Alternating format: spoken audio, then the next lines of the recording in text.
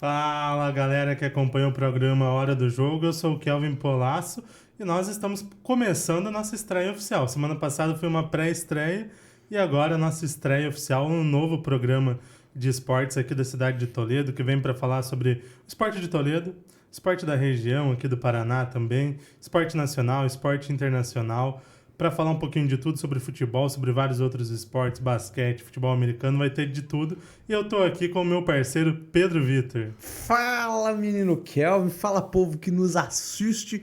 Agradecemos muito a audiência de todo mundo na nossa pré-estreia. Então, já deixa o like, já se inscreve no canal, porque vai ser um mega programa, né, menino Kelvin? Então, Exatamente. let's bora tratorar esses assuntos, meu menino. Só pra...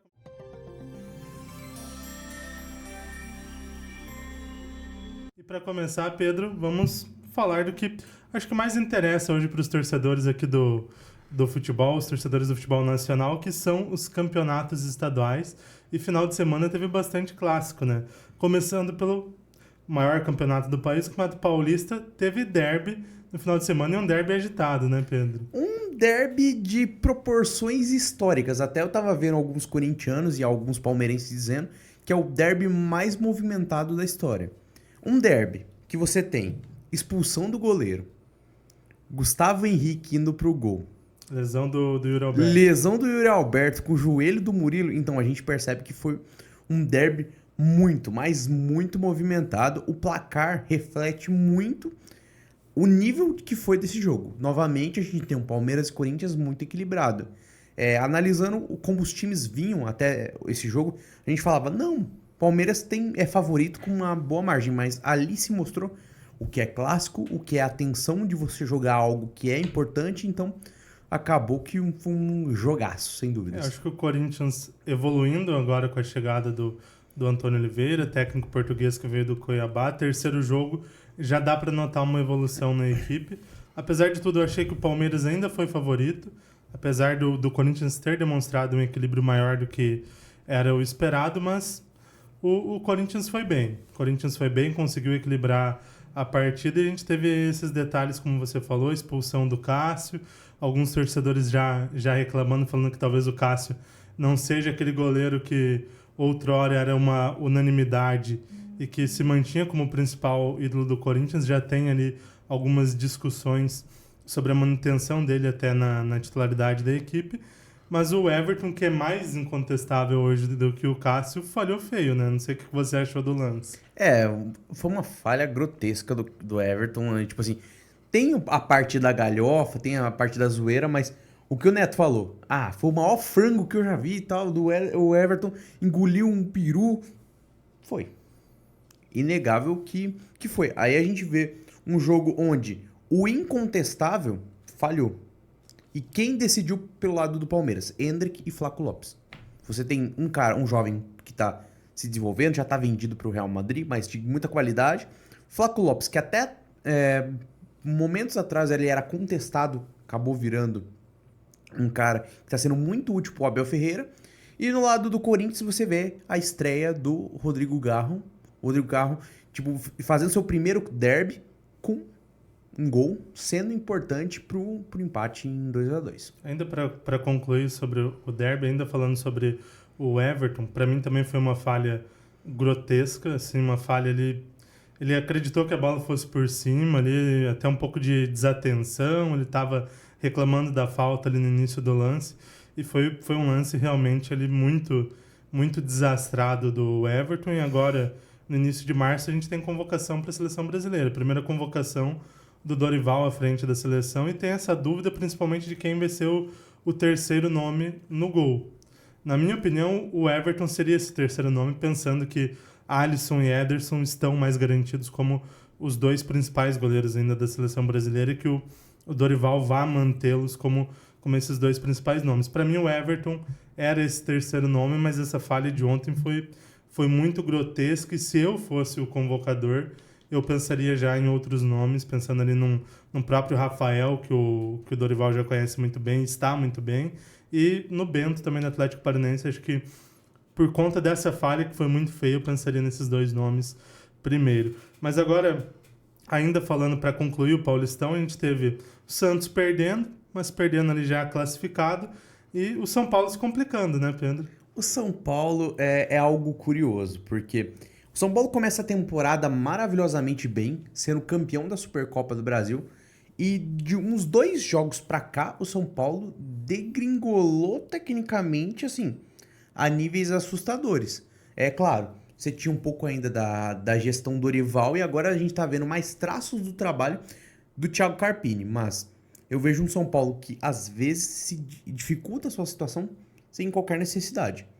Já a questão do Santos, a gente vê um time que é curioso a gente dizer, mas o time da Série B do Santos é melhor que o time da Série A. Com certeza. Se o time da Série B do Santos jogasse o Brasileiro do ano passado, talvez não teria caído.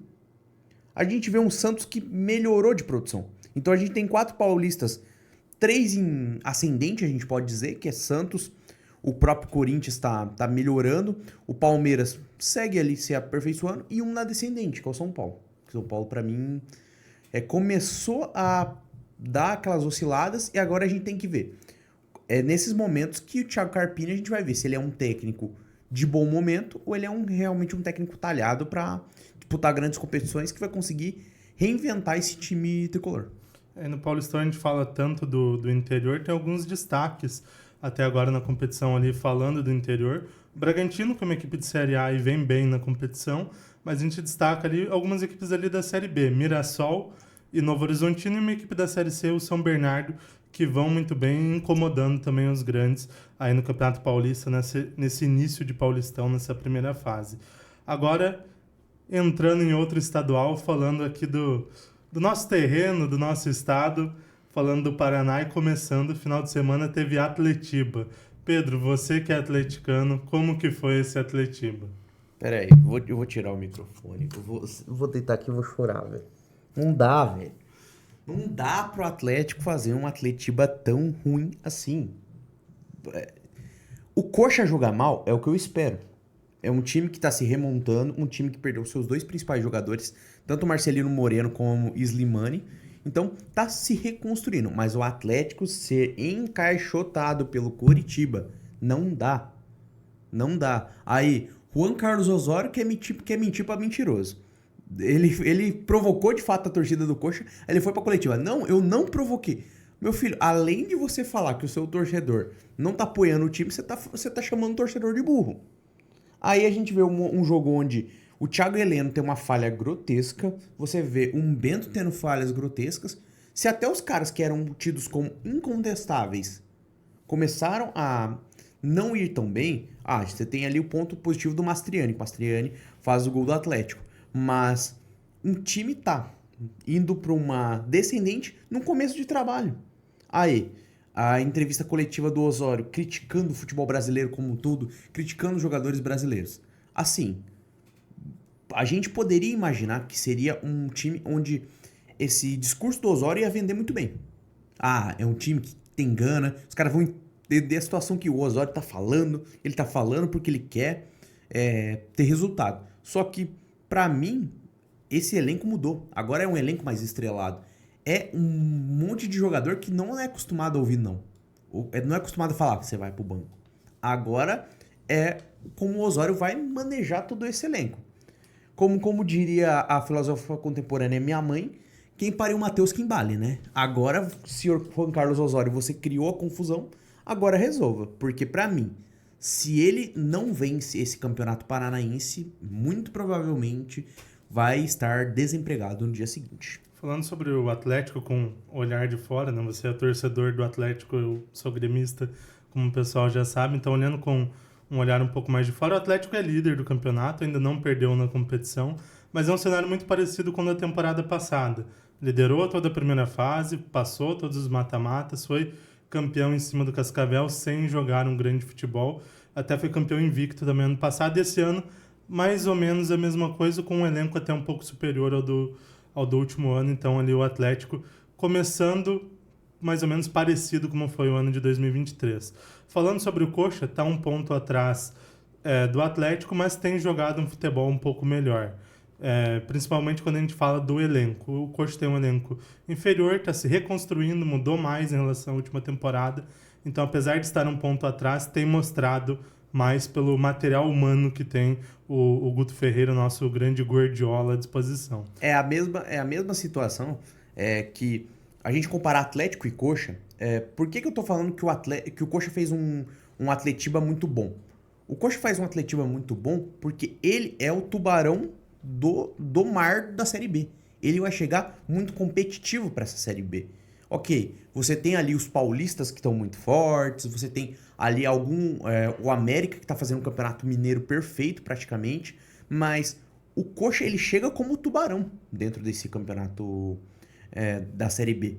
Do outro lado, o Atlético ele vai ter uma competição continental, talvez a sul-americana mais difícil da história, uma Copa do Brasil e um Campeonato Brasileiro, com um elenco que não tem 11 jogadores indo bem. Eu não estou dizendo, tem que manter aquele 11 titular, porque a gente sabe que o Juan Carlos Osório é muito um técnico afeito a fazer revezamento, mas a gente não tem 11 jogadores em boa fase. Isso é preocupante. Para complementar o Campeonato Paranaense, falando um pouquinho do interior, o Campeonato Paranaense chegou à penúltima rodada da primeira fase e já tem 7 equipes garantidas na fase de quartas de finais.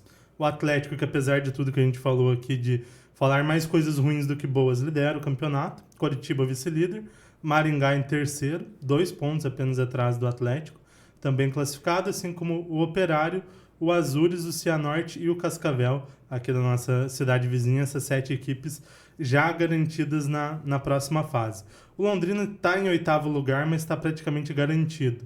Ali precisa perder de goleada e o Andraus ou Galo Maringá não tem mais chance. Mas o Independente São Joséense e o PSTC, alguém precisa golear e o Londrina precisa ser goleado para perder a vaga. E aí uma briga dura ali contra o rebaixamento.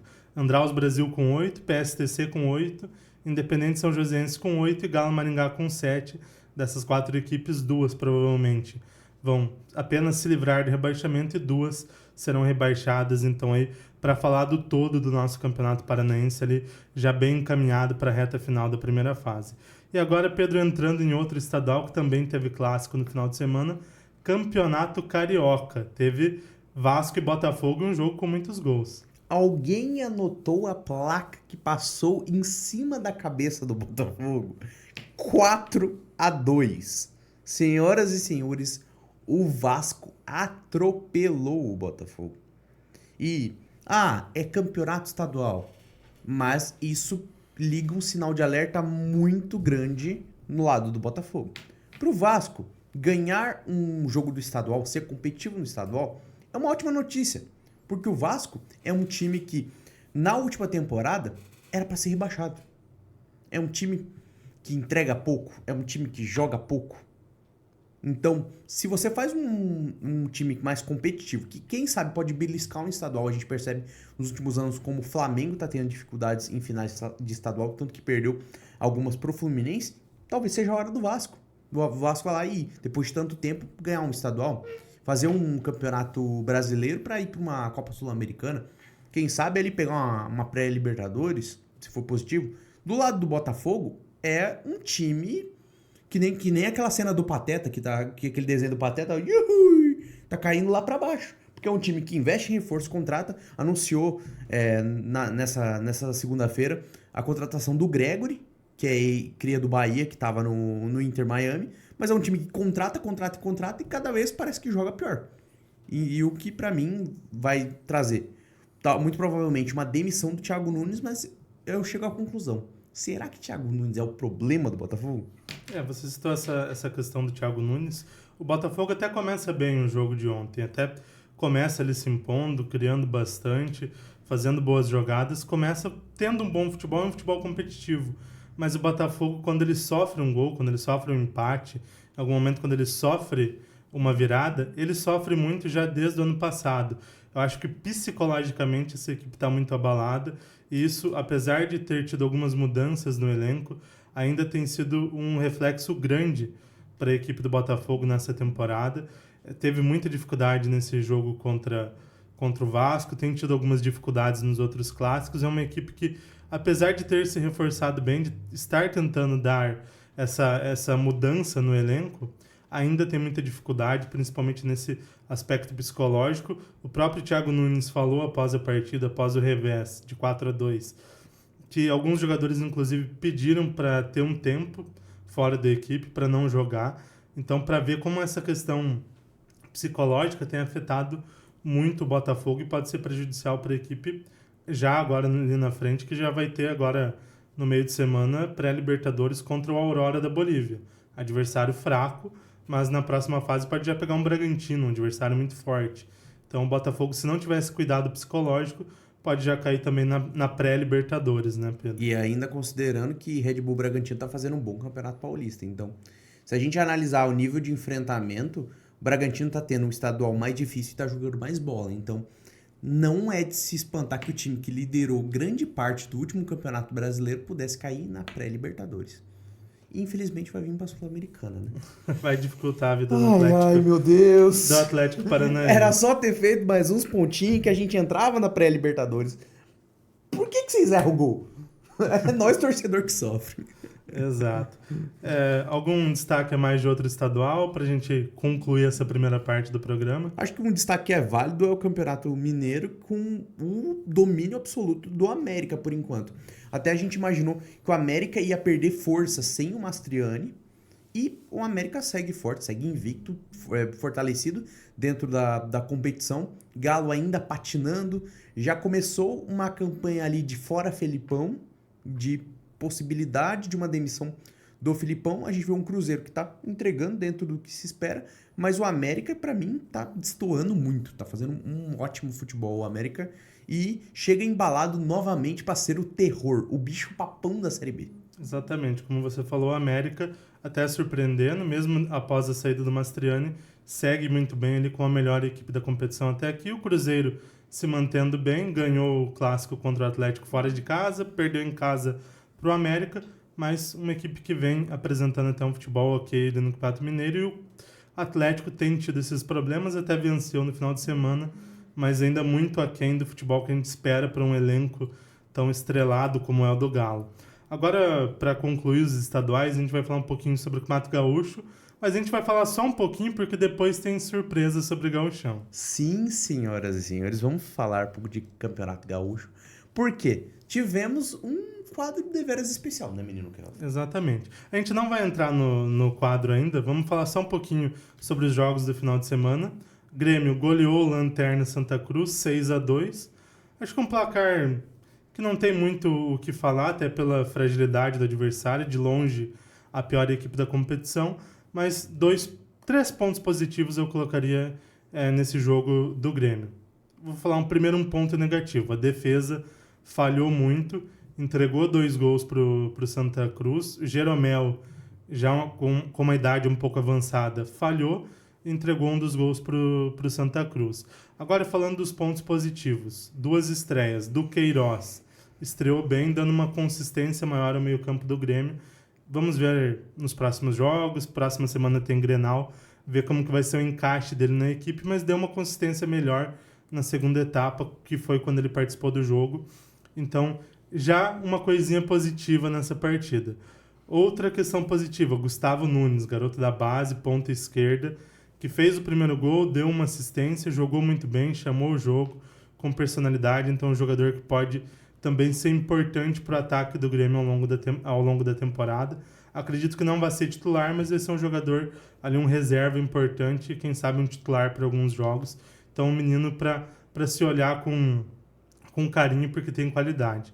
Acho que o principal destaque ficou para a estreia do argentino Pavon. Jogou o fino da bola, marcou um gol, deu 2 assistências, criou várias outras situações de gol, chutando de fora da área, um cara que foi muito bem. Estamos todos, nós gremistas, estamos pavonizados. Já começa aí o clima de briga por Libertadores, de tudo mais, quando a gente pensava no time brigando para não cair, agora já vendo o Pavon jogar, Diego Costa para chegar, a gente já está pensando nos títulos. Mas brincadeiras à parte, a equipe eleva um pouco o nível com esses reforços, com a boa notícia ali do Gustavo Nunes. Eu acredito que ainda não para brigar pelos principais títulos, mas eleva um pouco o nível com essas chegadas. E a gente conclui aqui com o Inter que venceu na rodada, né, Pedro? 3-1 sobre o Novo Hamburgo. O Inter, pra mim, ele faz um jogo perfeito de nível de crescimento. O Inter, cada jogo que passa, tá jogando melhor. Cada jogo que passa, tá crescendo mais. E um encaixe que eu tinha dúvida até que ponto iria funcionar, funcionou muito bem contra o Novo Hamburgo. Gols de Wanderson, Alan Patrick e Ener Valencia. 3 dos atacantes principais da equipe, talvez o Alário que destoou um pouquinho negativamente, não foi do nível desses, mas a gente tem, analisando, um 10 jogando o fim da bola desde o último Campeonato Brasileiro, que é o Alan Patrick. Você tem um ponta, no caso o Wanderson, jogando muito bem. Um centroavante que começou a marcar muitos gols, que deu aquela soltada na musculatura e agora, esquece, o homem chegou, Ener Valencia. E agora essa questão, o Alário ainda buscando seu espaço, ainda adaptando, e no meio do ano tem apenas Rafael Santos Borré. Preparem os cintos adversários, o Inter vem para tratorar. Pedro, agora que a gente já falou sobre os principais estaduais aqui do futebol brasileiro que estão rolando agora nesse início de temporada, a gente vem com um quadro bem interessante. Aproveitando essa onda dos estaduais, a gente vai fazer um quadro aqui sobre os principais clássicos do país e a gente vai escolher o maior e melhor clássico do país. E a gente vai pedir ajuda para o Igor, que está aqui na produção. Ele vai falando os clássicos pra gente e a gente vai fazendo esse mata-mata. Vamos fazer por região. Exatamente. Vamos fazer com a ajuda do nosso glorioso produtor, fazer o duelo dos clássicos. Então vamos lá. Então, para começar, a gente vai começar pela região norte do Brasil. Remo e Paysandu ou Nacional e Rio Negro? Bem poupar tempo, né, velho? Essa daqui é tranquila. Os dois clubes têm muito mais torcida, tem muito mais relevância nacional, já jogaram ali muito tempo Série B, Série C. Paysandu teve um bom período na Série A. Libertadores chegou a jogar uma temporada, ele ganhando do Boca na Bomboneira. É um clássico que tem muita rivalidade, tem mais torcida. Acho que Rio Negro e Nacional tiveram sua rivalidade mais aflorada na década de 80, 90 ali no Amazonas, e hoje no próprio estado você vê outras equipes crescendo, como o Manaus, o Amazonas, agora chegando na Série B, então é tranquilo, é repá. Exato. Se a gente analisar os 3 times mais fortes do estado é o Manauara, o Amazonas e o Manaus. Então a gente não vê essas equipes sendo parte das grandes competições. Então, repá com sobras. Pulando agora para o centro-oeste, temos Goiás e Vila Nova ou Gama e Brasiliense. Legal. Poupa tempo também, mas legal. E só um detalhe, muita gente vê aí nos últimos anos o Atlético Goianiense muito mais competitivo do que o Vila Nova. O Vila Nova sempre Série B, entre Série B e Série C, e o Atlético Goianiense entre Série B e Série A. Mas a maior rivalidade do estado é mesmo entre Goiás e Vila Nova, por isso a gente já começa com Goiás e Vila Nova. Acho que, até pela relevância dos dois clubes, é um clássico maior do que Gama e Brasiliense. Sem dúvidas. Os 2 times históricos do estado de Goiás. Acontece, por exemplo, aqui no Paraná, da gente ter Atlético, Coritiba e Paraná Clube. Durante um período, tanto o Atlético quanto o Coritiba tinham uma rivalidade forte com o Paraná, porque o Paraná era muito competitivo. É o mesmo caso atual de Goiás. Tanto o Goiás quanto o Vila Nova são muito ligados agora com a questão do Atlético Goianiense. É o choque. Mas, historicamente, é Goiás e Vila Nova. Do lado de Gama e Brasiliense, nós temos o entretenimento. É o clássico verde e amarelo, na capital federal. E é um clássico que recentemente teve uma situação maravilhosa, que é o Gama cornetando o uniforme do Brasiliense. Exato. Isso foi maravilhoso. Quando os dois times entraram ali pro jogo, o estagiário lá das redes sociais do Gama colocou Gama com a sua camisa verde tradicional muito linda e o Brasiliense com seu uniforme horrível e coisas assim viralizaram ali as zoeiras do estagiário do Gama para o Brasiliense. O jogador do Gama teve um erro, mas contou com a falta de qualidade do jogador brasileiro. Acabou Essa foi a melhor parte. Não sofrendo gol. Ele contou com o erro porque o cara... Resumindo, o estagiário chamou o adversário de ruim, na cara dura. Apesar de todo o entretenimento, a gente vai ali com tranquilidade para Goiás e Vila Nova.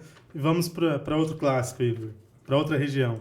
Pulando agora para a região sul do Brasil, Atlético e Coritiba ou Grêmio e Internacional? Um duelo que envolve os dois apresentadores. Acho que são dois clássicos que envolvem muita rivalidade, tanto o clássico Grenal quanto o Atletiba, que a gente até já falou sobre o jogo do final de semana. O Grenal vai ter jogo no próximo fim de semana. Acho que nesse quesito tudo pesa a mais pro Grenal. São duas equipes maiores, tem mais torcida, tem mais relevância nacional e internacional. Acho que nesse caso pesa mais nesse sentido. Falando da rivalidade entre as duas equipes ali, Curitiba até é uma cidade um pouquinho maior, um pouquinho mais populosa do que Porto Alegre, mas igual você citou anteriormente, teve a questão do Paraná Clube, que durante muito tempo foi relevante, então atrapalhou também um pouquinho ali a rivalidade, enquanto em Porto Alegre sempre foi Grêmio e Inter.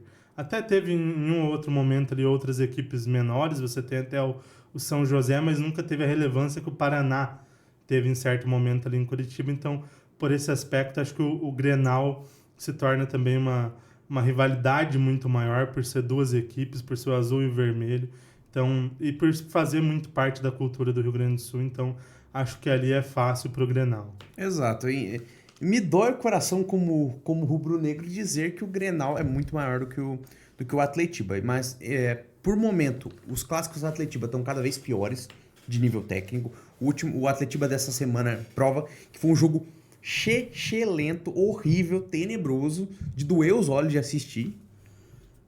Agradeço por ter visto só os melhores momentos, obrigado. Né? Mas um jogo muito ruim. A gente tem um Grenal que ele entrou dentro da cultura gaúcha. Tudo é grenalizar as coisas. É o único estado do país que sai sempre uma matéria perto de eleição dizendo que se a pessoa eleita, sei lá, governador, prefeito, é gremista ou é colorado. Então, o clássico entrou muito dentro da cultura.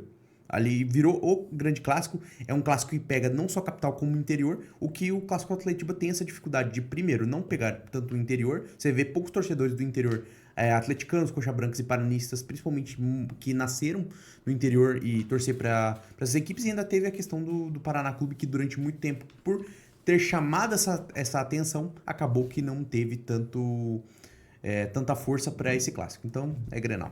Exatamente. Agora vamos para o Sudeste, Igor. E vindo para a região Sudeste, a gente tem um pré-confronto envolvendo Flamengo e Fluminense ou Flamengo e Vasco.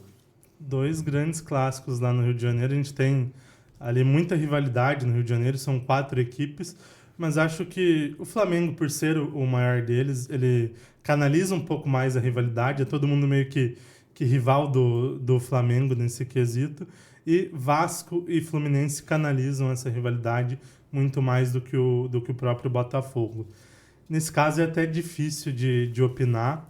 Nos últimos anos o Fla-Flu tem sido um pouco mais pegado, porque o Fluminense está muito melhor do que o Vasco, mas eu acho que até por ter mais torcida, em toda a história, as duas equipes tiveram mais momentos de grandes disputas, de grandes jogos ali, até a final de Copa do Brasil em 2006, que foi Flamengo e Vasco, eu ainda tendo a escolher Flamengo e Vasco. Não sei qual a sua opinião.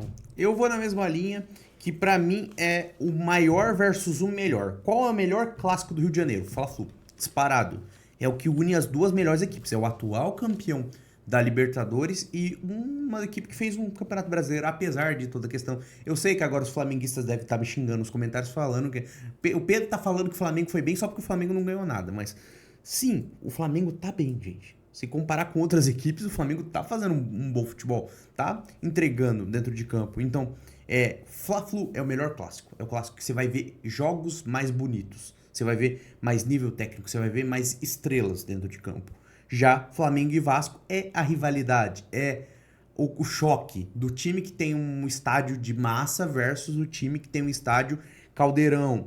É a provocação de um lado para outro, os flamenguistas, quando vão em São Januário, arrumam um jeito de zoar o Vasco. O Vasco, quando vai no Maracanã, fala que o estádio nem é do Flamengo, porque é alugado, inquilino, essa provocação. Então, Flamengo e Vasco tem uma rivalidade que é além do nível técnico.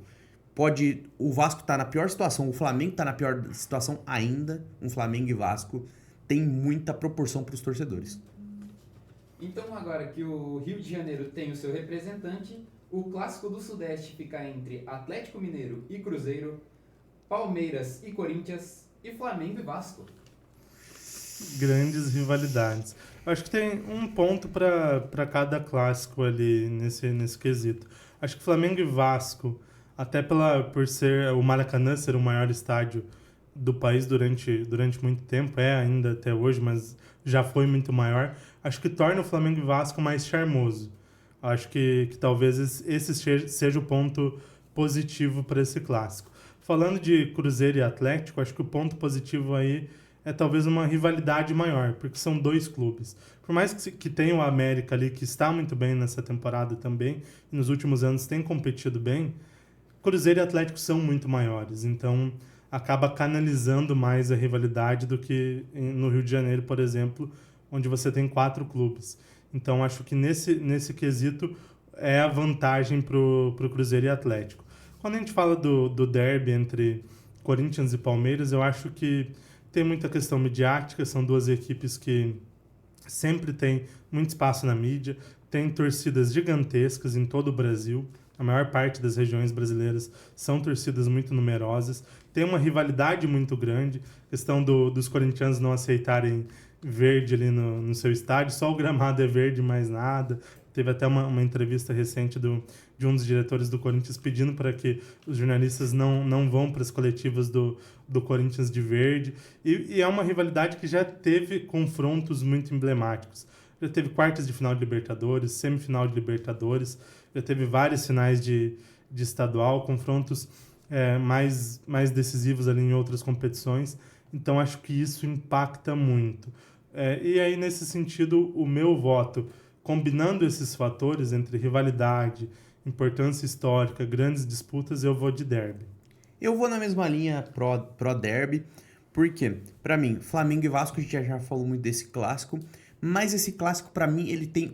você falou dos pontos positivos, eu concordo com todos, mas eu vou colocar agora os negativos. Qual é o ponto negativo que mais destoa de Flamengo e Vasco? Nível técnico. Já teve vários momentos que o nível técnico esteve muito baixo e Flamengo e Vasco, o Vasco já teve algumas passagens pela Série B, alguns momentos que não teve clássico, então não tem aquele apelo de sempre estarem entrando em choque. A favor do Flamengo e Vasco tem todos os pontos que a gente colocou. Olhando o Clássico Mineiro, a gente tem um ponto positivo muito forte, para mim é uma rivalidade muito parecida com a do Grenal, é um estado todo, ou é Atlético ou é Cruzeiro, você tem aquela pressão, você tem aquele clássico que sempre engaja, que sempre traz o torcedor, mas ele acaba caindo porque ele está cercado de 2 outros clássicos muito midiáticos, então ele acaba sendo um pouquinho escanteado. Para mim sobra o derby porque o derby tem um componente extra. Quando a gente vê no carnaval, o palmeirense, ele não vê o desfile das escolas de samba, mas ele quer que a mancha esteja na frente da Gaviões. E isso pesa a favor. Pesa a favor do clássico, os palmeirenses terem entrado dentro da Neoquímica Arena e ter pichado 8-0 dentro do gramado.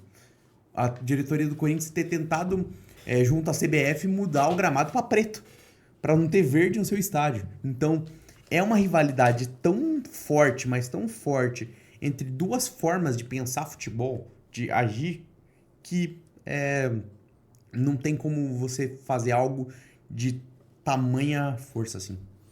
Igor, agora vamos para o Nordeste. E vindo para a região Nordeste, os clássicos são Bahia e Vitória, Fortaleza e Ceará, Sport e Náutico e ABC e América.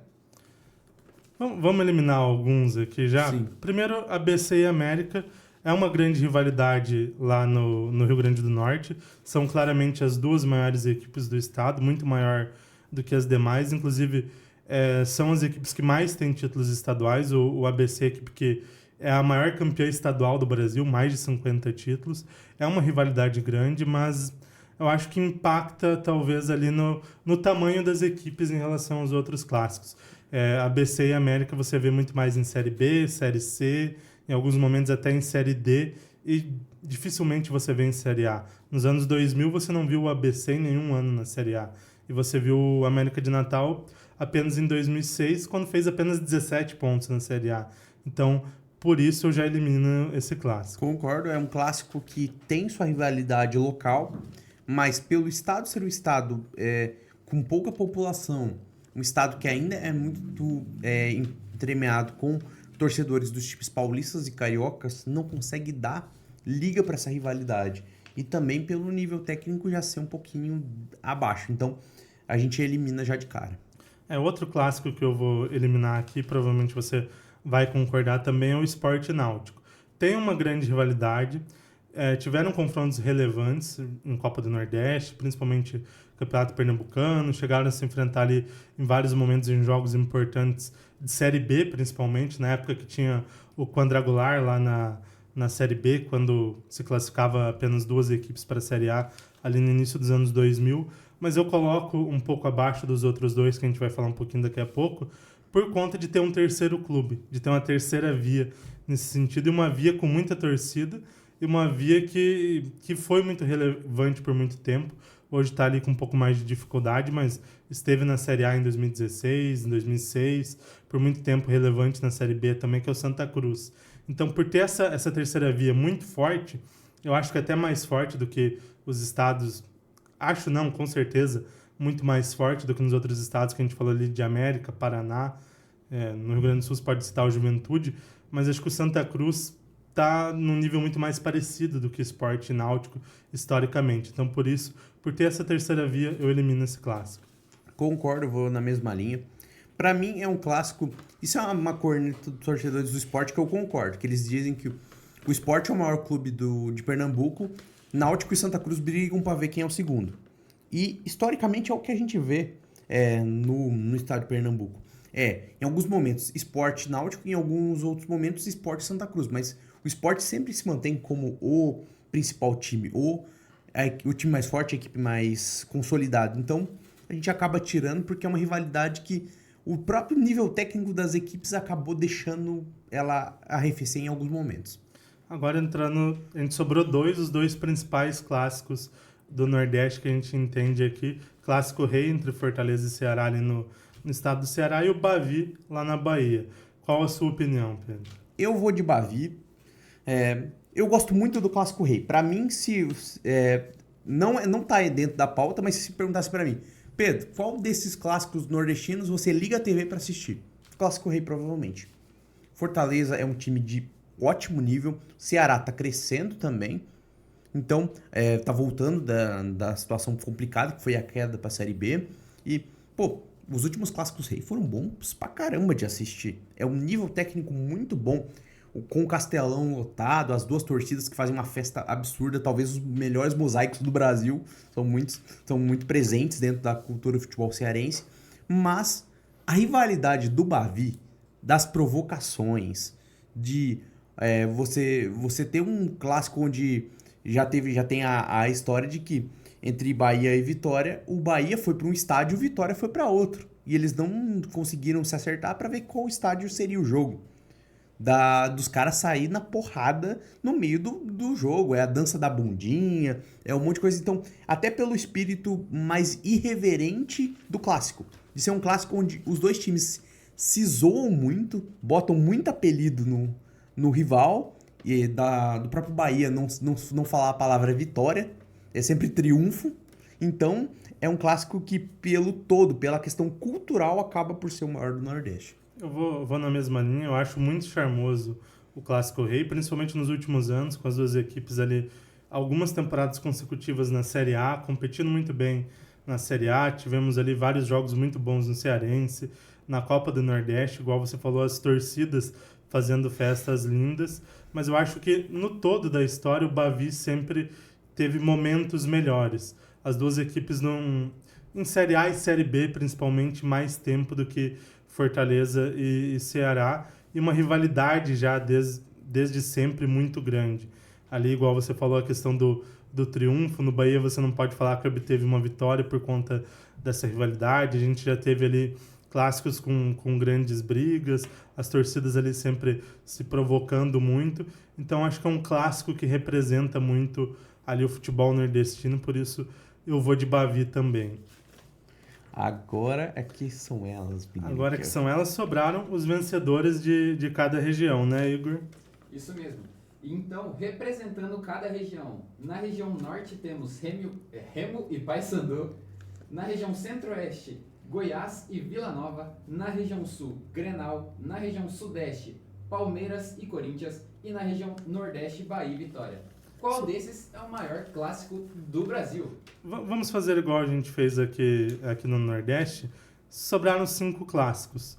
Vamos ir eliminando os clássicos para sobrar os 2 principais e a gente debater com mais profundidade. Acho que a gente já falou bastante sobre todos eles. Quando chegar ali no final, a gente debate um pouco mais. Eu vou começar eliminando um desses clássicos. Eu elimino Vila Nova e Goiás. Não sei se você concorda. Fechou. Então, elimino Vila Nova e Goiás por aí uma questão assim, não vejo uma rivalidade tão grande quanto, por exemplo, o Repá, e também não vi tantos momentos do Vila Nova bem para competir com o Goiás. Eu sempre vi o Goiás sempre um pouco mais forte, sempre o Goiás num nível acima do Vila Nova, sempre os dois na Série B, ou o Goiás na Série A, o Vila Nova na B ou na C, então o Goiás sempre bem superior, por isso eu elimino esse clássico. Elimina um agora, Pedro. Já vou eliminar o Repá com dor no coração, porque eu acho que é um clássico já falo que concordo. É um clássico muito bom.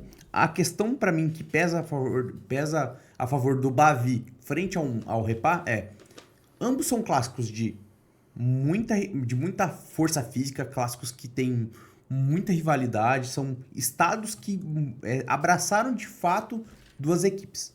O ponto que pesa a favor do Bavi é historicamente nível técnico. A gente tem um Bahia com títulos nacionais, você tem o Vitória, que é atual campeão da Série B. Então você vê sempre Bahia e Vitória fazendo campanhas de alto nível.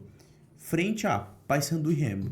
A gente brincou que o grande momento do Paysandu foi o jogo contra o Boca Juniors. Mas fora da região, fora de uma eventual Copa Verde, Copas Norte e Nordeste, você não tem grandes momentos nacionais, tanto de Paysandu quanto de Remo. Então acaba que o Bavi é o que supera esse nosso duelo e acaba indo pro pódio. Sobrou 3 clássicos, mas pelo que você falou e pela minha opinião também, a gente vai Bavi como terceiro. Bavi ficou com o bronze. Fica com o bronze, posição muito honrosa nessa disputa dos clássicos nacionais. Ô, louco, ser o terceiro maior clássico do país, pô. Na Inglaterra é equivalente ao quê? Um Liverpool e Everton, sei lá? Pô, é um nível bom, Bavi tá com moral, pô. Nível muito alto. Agora a gente chegou, talvez até fosse esperado que a gente chegasse nesses 2 clássicos, Grenal e o Derby paulista ali, Palmeiras e Corinthians. O que você acha, Pedro? Qual é o maior, o melhor clássico do futebol nacional? Boa. É bom assim a gente separar o maior e o melhor. Por quê? A ideia nossa é o maior.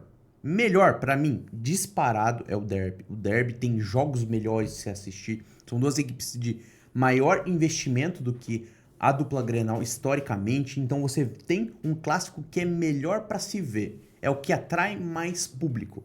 Mas, pra mim, o Grenal, sendo um clássico que ele não só movimenta a cidade, ele movimenta o estado, a região, ao ponto de que chega o Grenal, as pessoas contam em números de Grenais.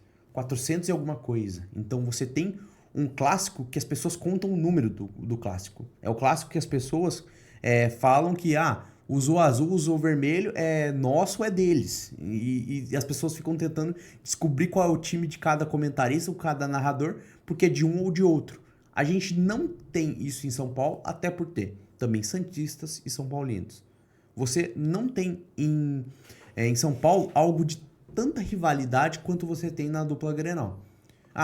Um programa comum de São Paulo, a gente pode colocar, donos da bola. Donos da bola tem o corintiano, que é o Neto, tem o palmeirense, tem o São Paulino e tem o santista. Ou que seja, na maioria das vezes eles excluem o santista e fica os 3. Ou alguém mais neutro ou não declarado. Mas você tem a opinião dividida entre quatro clubes. E Rio Grande do Sul você não tem. Então, é Grenal.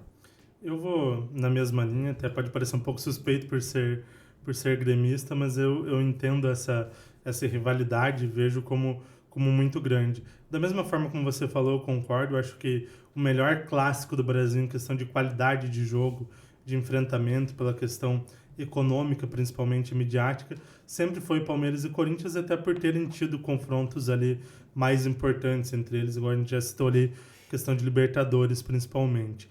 Mas eu vejo o Grenal como o maior por toda essa rivalidade, pelo vermelho e o azul serem tão antagonistas, você não poder ter o vermelho lá na Arena do Grêmio, na época do Olímpico também não poder ter o azul lá no Beira-Rio, já teve muitas questões assim nesse aspecto. O Papai Noel lá na Arena do Grêmio é azul. Quando a Coca-Cola patrocinou o Grêmio lá atrás, a logo da Coca-Cola estava de preto e branca no uniforme do Grêmio. Já teve jogadores que não puderam atuar com determinada chuteira ali no Grêmio ou no Inter, porque tinha um detalhe com a cor do grande rival. E tem uma coisa até mais curiosa, que é um caso de um jogador que teve que trocar o carro.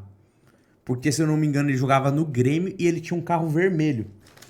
E de tanto que ele era zoado, meu Deus, esse aí é infiltrado e tal, ele acabou por trocar o carro vermelho. Agora, galera que tá aí nos nossos comentários e souber, deixa aí nos comentários qual é o jogador, mas tem um caso do jogador que ele teve que trocar o carro dele por causa da cor.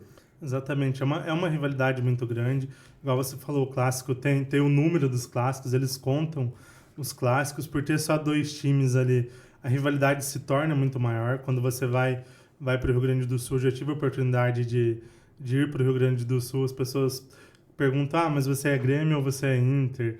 Aí tem aquela questão, mas os gremistas falam que o Grêmio tem mais torcida, os colorados já falam que é o Inter, tem toda essa questão de zoeira, tem até umas brigas ali entre amigos e famílias por conta do clássico. Então a gente voa de clássico Grenal como o maior clássico do Brasil, principalmente por toda essa rivalidade. Já podemos levantar o braço do campeão clássico Grenal. Exatamente. E como o Grenal ganhou esse nosso quadro aí do maior clássico do Brasil, e domingo que vem tem Grenal aí pela 10ª rodada do Campeonato Gaúcho, a gente tem um quadro sobre o próximo Grenal, né, Pedro? Sim, senhoras e senhores, de um lado, os 11 principais comandados de Renato Portaluppi. Do outro, os 11 principais comandados de Eduardo Cudê. Clássico Grenal vai ser neste final de semana, então fizemos um mano a mano, jogador contra jogador. Quem que vocês acham que ganhou? O elenco colorado ou o elenco gremista? Rodou. Fala, galera que acompanha o programa Hora do Jogo. A gente está chegando para mais um quadro que a gente vai fazer pela primeira vez aqui no programa, que é o Mano a Mano, né, Pedrão? Isso aí, senhor Kelvito, é mano a mano, é jogador contra jogador. E entrando já no clima do clássico do próximo domingo, um dos maiores clássicos do Brasil, clássico Grenal no Beira-Rio, então a gente já vai fazer o mano a mano aí dessas duas equipes que formam o maior clássico do Rio Grande do Sul, o maior clássico aí do sul do Brasil. Exatamente, menino Kelvin. Vamos falar desse Grenal 4-4-1. Exatamente, bora lá. Para começar, no gol, disputa entre Antony, do Inter, e o Marquezinho, do Grêmio. Lembrando que o Rocher, goleiro titular do Inter, está machucado.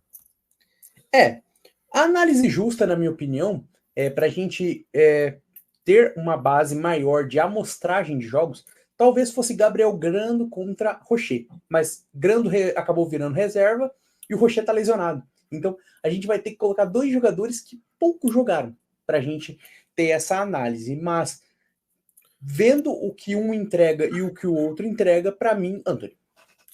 Eu vou de Marquezinho. Acho que vi pouco do Antony, também vi pouco do Marquezinho no Grêmio.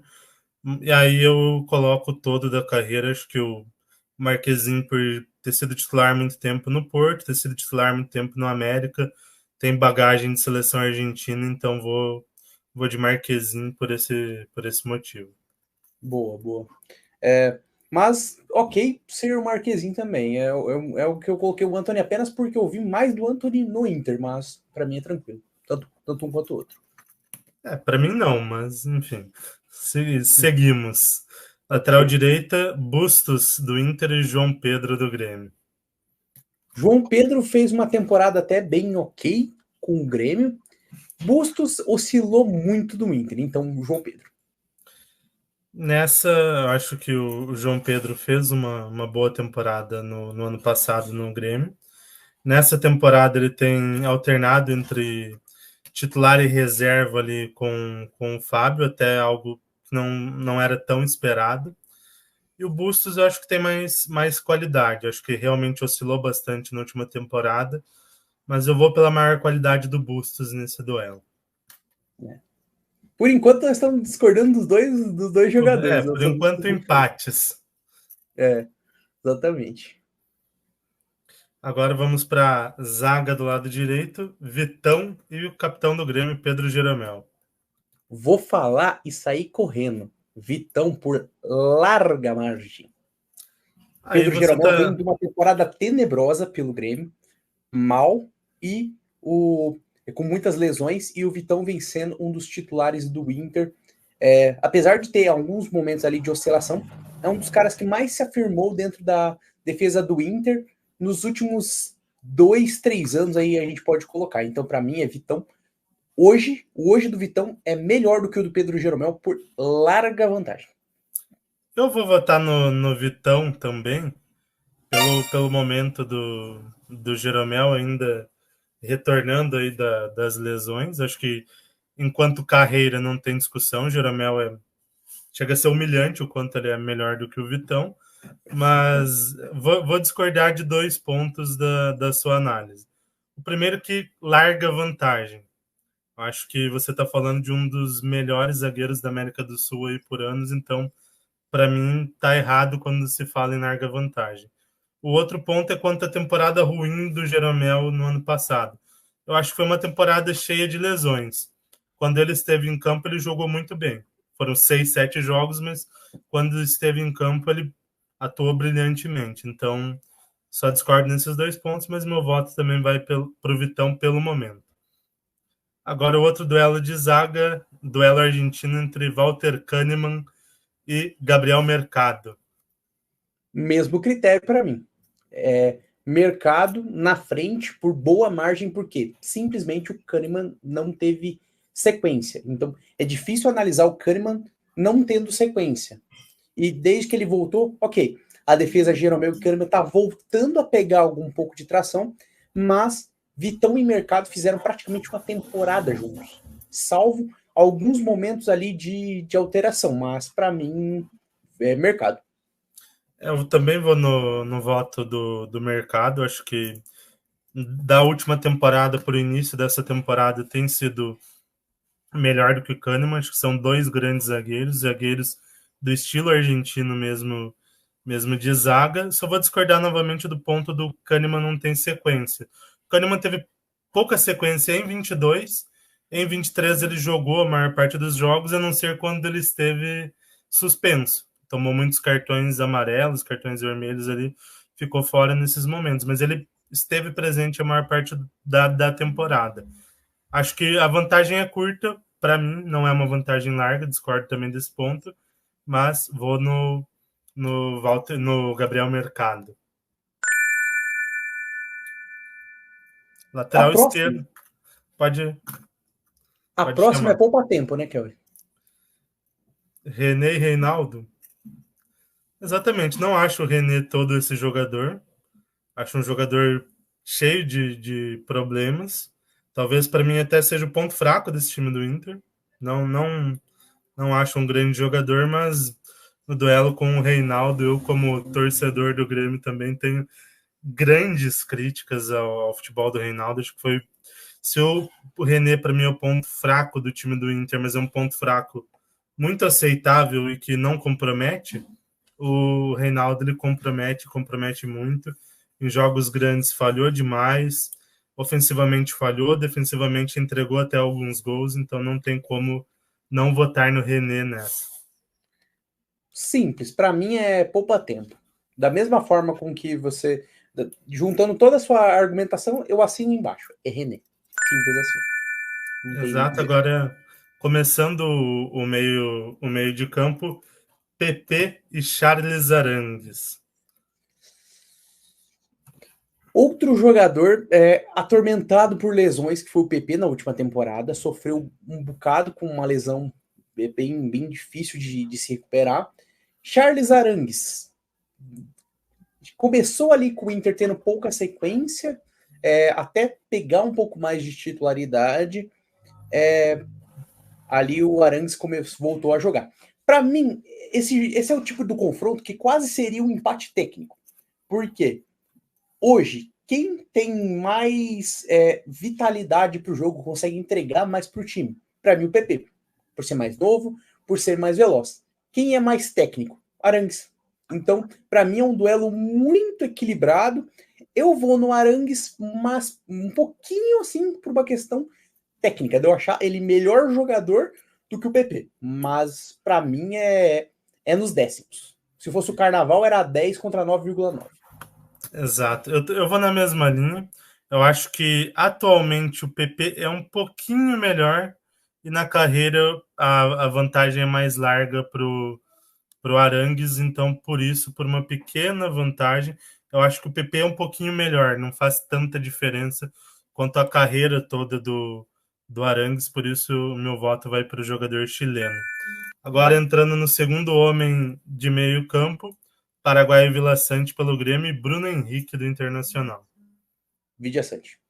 Apenas. Acho que aqui é poupa-tempo. Bruno Henrique, bom jogador, cresceu na reta final da última temporada e vem bem nesse início de temporada, mas o Vila Sante, ano passado, era o segundo melhor jogador do Grêmio atrás do Soares, e esse ano é o craque do time.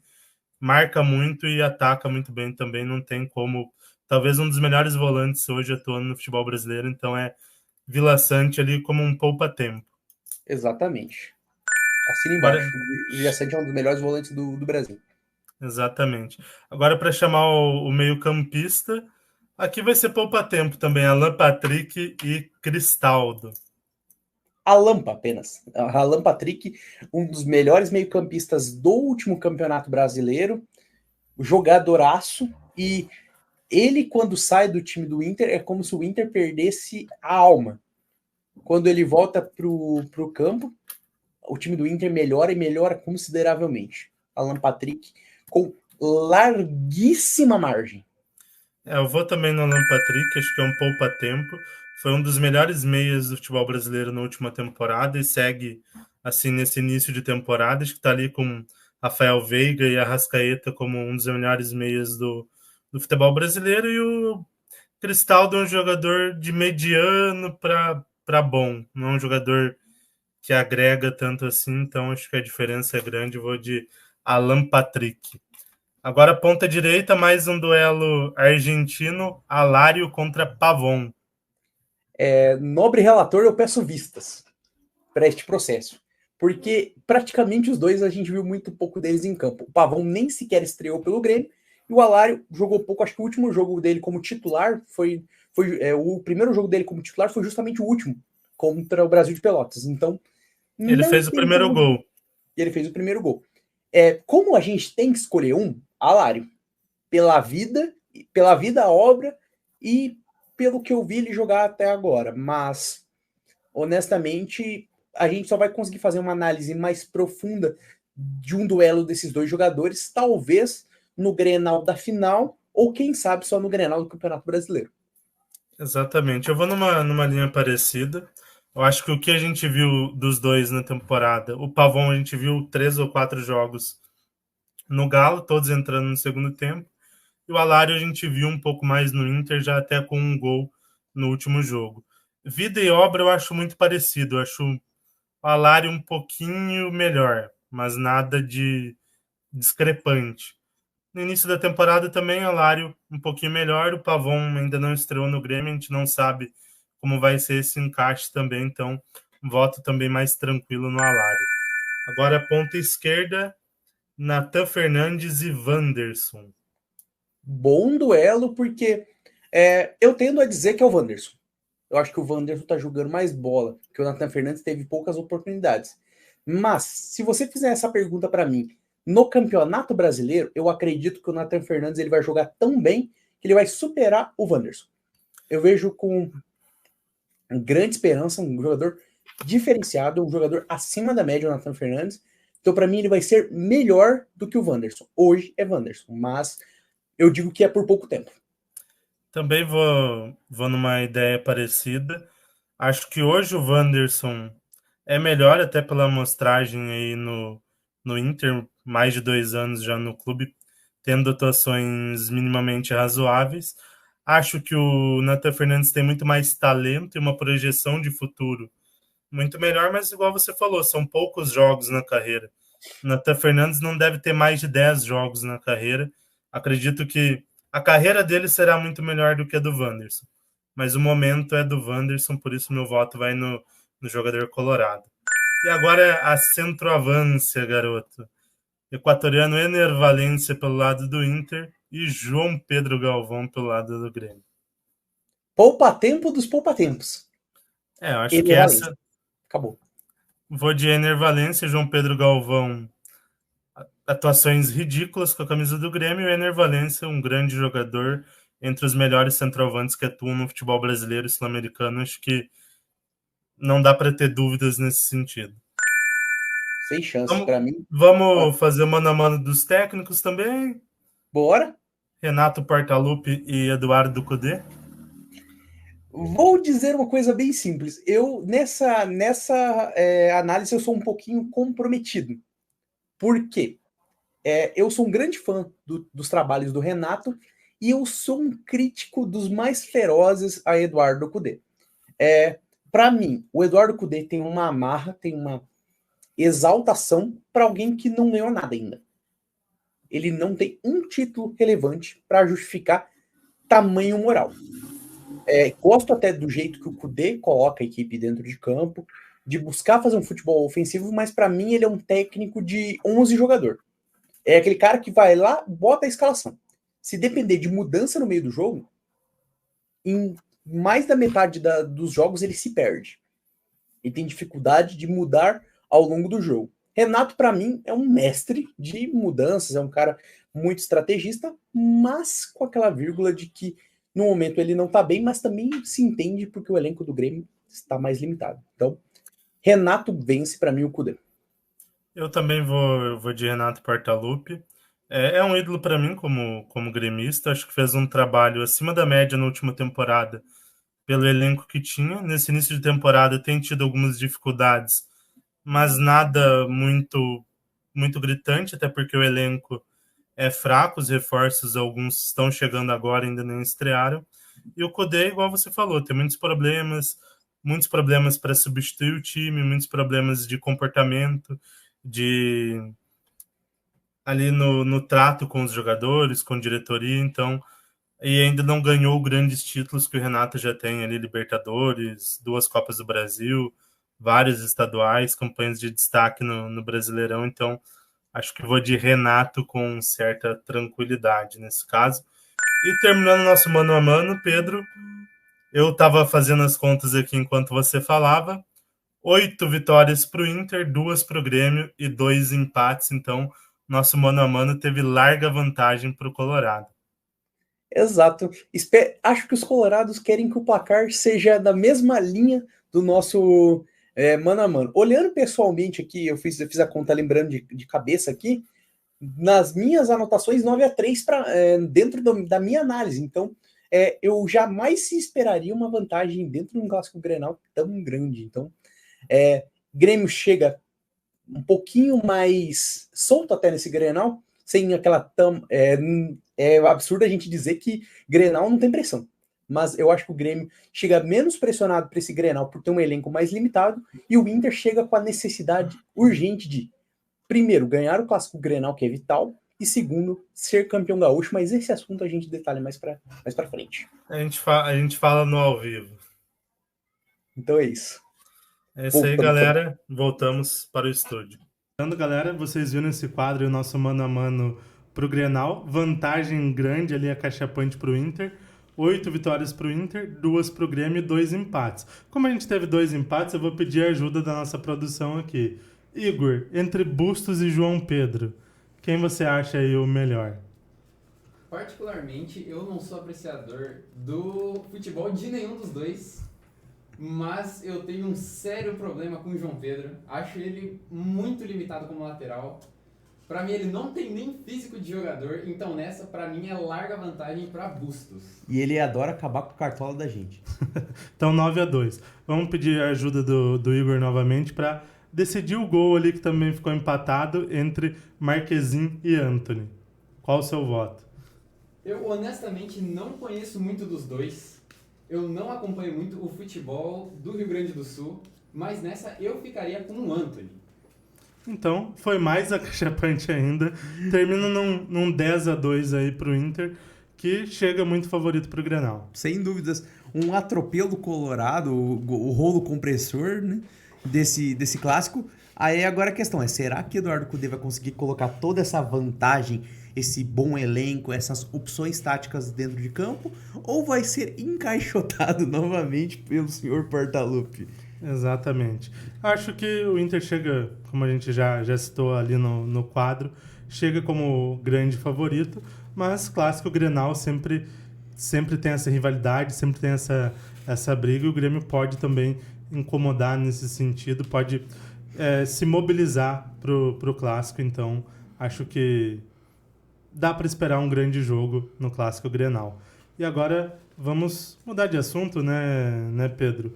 Copa do Mundo de Futebol de Areia tá rolando lá nos Emirados Árabes Unidos e já teve jogo do Brasil, o Brasil já tá jogando. Menino Kelvin, sempre... galera, quando chega as pautas alternativas dentro do programa, a gente sabe que é porque o Kelvin tava zapeando a TV.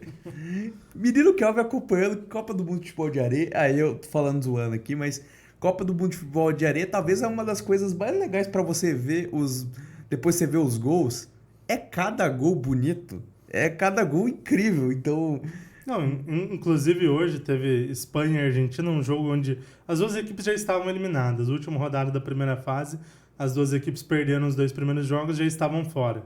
A Argentina ganhou de 5-4 e foi um jogo com 3 gols de bicicleta. Então, entretenimento puro, Copa do Mundo de Futebol de Areia. Espanha fez 2 gols de bicicleta, a Argentina fez um gol de bicicleta também. Mas falando um pouquinho sobre a competição, grupos A e B já com a primeira fase encerrada. No grupo A passou em primeiro lugar a Itália, em segundo os Emirados Árabes Unidos, jogando em casa. Grupo B passou Irã em primeiro, Tahiti em segundo. Então 2 confrontos das quartas de finais já definidos. Teremos então um clássico ali árabe entre Irã e Emirados Árabes Unidos e um confronto entre Itália e Tahiti nas quartas de finais ali da Copa do Mundo de Futebol de Areia. Belarus, no grupo C, que termina nessa terça-feira, já está classificada. Japão e Senegal brigam pela outra vaga. No grupo D, o grupo do Brasil, falando agora da nossa seleção, que é a maior seleção da história aí do beach soccer, pentacampeã mundial, mas não ganha um título desde 2017. 2019, Portugal campeão. 2021, a Rússia campeã, mas agora por conta da guerra, a Rússia não pode jogar, então uma favorita a menos aí na competição.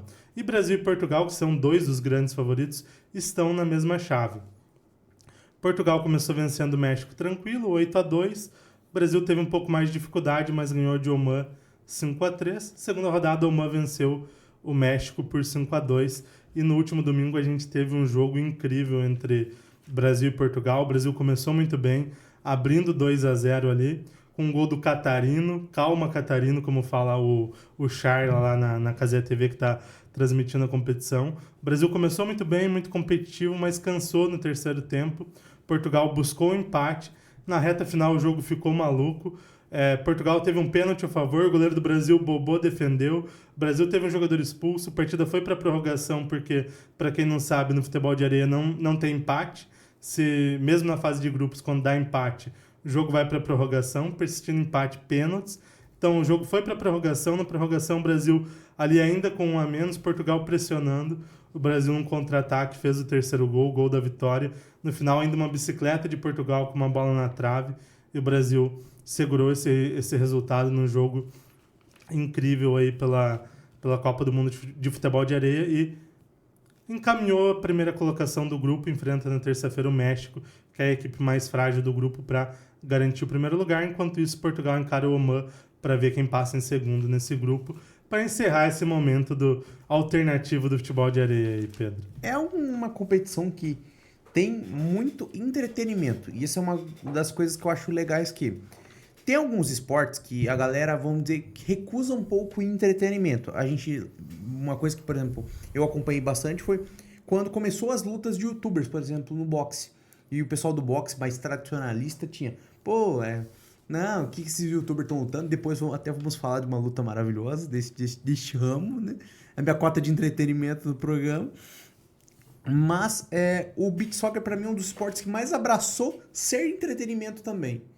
É aqueles gols espetaculares. Volta e meia tem aqueles edits que eles colocam dos gols mais legais. Os jogadores gostam de brincar com o fato de fazer gols espetaculares, porque a galera do campo não consegue fazer. Então, até eu percebendo pela cobertura como está sendo feita da competição, é uma competição que não é orientada só para aquele fã hardcore, o cara que sempre assiste, mas é orientada também pra galera que só quer se entreter, que quer ver um campeonato legal, que vai ter jogos de muitos gols, placares mais elásticos e de muito movimento. Vamos dizer, é o futsal, talvez a mesma dinâmica do futsal, aquela velocidade que a gente tá acostumado do futsal, mas na areia. Então, a gente tem o futebol que nem sempre nos brinda com jogos tão bons, né?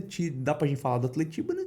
Mas a gente tem ao mesmo tempo um futebol de areia e um futsal que sempre trazem uma dinâmica diferente para nós que gostamos de la pelota em los pies. Exatamente, Pedro. Eu falei de um assunto que eu tô mais acostumado ali, que eu acompanho um pouco mais, que é o futebol de areia, e um pouco mais de conhecimento sobre as Copas do Mundo e os Mundiais. Mas vamos falar de boxe agora um pouquinho, que é mais a sua casa, é mais a sua praia, vamos colocar assim, a gente estava falando ali do futebol de praia, o boxe é mais a sua cara e no próximo sábado tem a luta do século ali entre o tetracampeão mundial Acelino Popó Freitas, o Popó, contra o BBB, o campeão do primeiro Big Brother, o Kleber Bambam. E aí, Pedro, quem vence essa grande luta? Um tetracampeão mundial ou um campeão do BBB? O que vai valer mais na hora que os dois estiverem lá no ringue? Os 4 cinturões do Popó ou os 500 mil que o Bambam ganhou lá em 2002 no BBB? Não, eu imagino... Agora não, o comentário off, eu imagino o Popó fazendo a luta, beleza, tá tranquilo. Aí o Bambam ligando pra seguradora. Alô, pessoal, eu vou precisar de um seguro aqui, talvez que eu tenha alguma questão, mas pra seguro pessoal mesmo. Quero fazer um seguro. Qual que é o evento que vai ter? Eu vou trocar soco com o Popó. Ô meu filho, você vai trocar soco com um cara que é tetracampeão mundial de boxe e foi uma rivalidade que nasceu desde a última luta do Popó dentro do Fight Music Show, que é um evento mais orientado para essas lutas de influenciadores, para essas lutas que são sempre profissionais e influencers envolvidos. E na pesagem, o Popó começou a provocar o Bambam. Começou a falar, não, que o Bambam fala muito, mas não faz, porque já tinha um histórico de que Bambam e Popó já eram para ter se enfrentado no ano passado. Aí o Popó já foi lá e alfinetou durante a própria coletiva e começou ali uma confusão até que a luta foi marcada. Vai acontecer na cidade de São Paulo nesse final de semana, onde o Popó prometeu, eu vou chocar o mundo. Eu acho que ele vai chocar o mundo caindo rápido. Agora eu vou propor, não tá nem no nosso roteiro. O Popó ou o Bambam que prometeu que vai chocar o mundo? O Popó falou que vai acabar com ele rápido. Exato, entendi. Do lado do Bambam, ele falou que ele vai vencer. O que eu duvido muito. Mas quem que falou que vai chocar o mundo? Não o Popó entendi. falou, ele vai ser o nocaute mais rápido da história. Versus o Bambam que falou que vai chocar o mundo, que não era... Entendi. Ele não ia cair não, que ele vai ganhar. Então a gente tem 2 caras que estão prometendo entregar muito. Agora eu vou fazer um bolão. Kelvin, em quantos minutos Bambam vai cair? Assim, por todas as provocações, ainda não sei exatamente qual que vai ser a postura do Popó.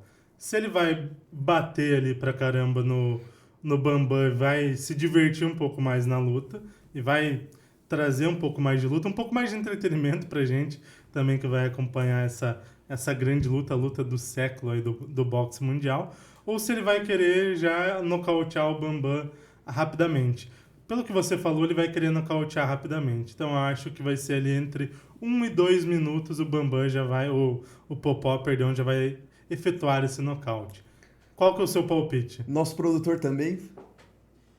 Cara, assim, eu acho que vai ser uma luta dura, uma verdadeira prova de resistência. Então acho que o Bambam vai segurar bem. 30 segundos e o Bambam tá na luta. Falando de prova de resistência, o Bambam conhece bem, né? O rei da prova de resistência. Lá na época do Big Brother. E nem que ele usar aquela vassoura lá que ele usou pra... A Maria Eugênia. Nem que ele usar a Maria Eugênia pra dar no lombo do Popó, ele vai conseguir ganhar essa luta. Pra mim, dura 2 minutos, no máximo.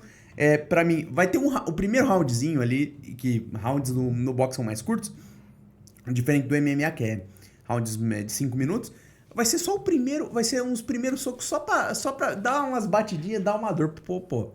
O Popó ali vai, vou deixar o Bambam brincar um pouquinho, vou deixar ele se divertir um pouco. Mas, quando o Popó fala, agora vamos sério, agora vamos lutar. 2 socos, acaba a brincadeira, o Popó vence com certa tranquilidade. O Bambam, eu dou 2 minutos pro Bambam, já tá com o beicinho na lona.